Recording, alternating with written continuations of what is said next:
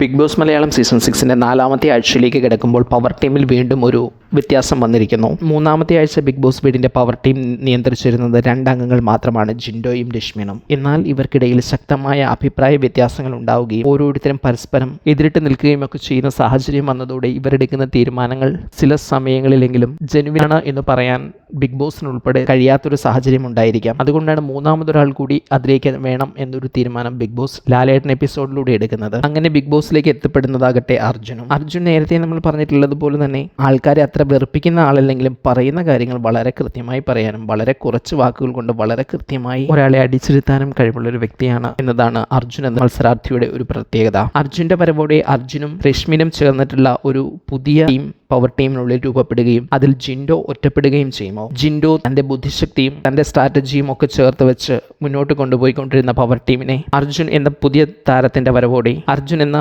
പുതിയ power team അംഗത്തിന്റെ വരവോടെ കൈവിട്ടു പോകുമോ ജിൻഡോയ്ക്ക്? അർജുൻ ഉൾപ്പെട്ട പവർ ടീമിന്റെ പ്രവർത്തനം എങ്ങനെയായിരിക്കും? അതിനൊപ്പം ജാൻമണി എന്ന ക്യാപ്റ്റനും ബിഗ് ബോസ് വീട്ടിലെ പവർ ടീമിൽ കൂടുതൽ പ്രശ്നങ്ങൾ ഉണ്ടാക്കാൻ ഇത് കാരണമാകുമോ? അതോ ഇതിനെയും അതിതന്ത്രപരമായി ജിൻഡോ ഡീൽ ചെയ്യുമോ? ഈ ആഴ്ച ഏറ്റവും ശ്രദ്ധിക്കപ്പെടുന്ന കാര്യങ്ങളിൽ ഒന്ന് ഇത് തന്നെയാകും. എങ്ങനെയാകും പവർ ടീം മുന്നോട്ട് പോവുക?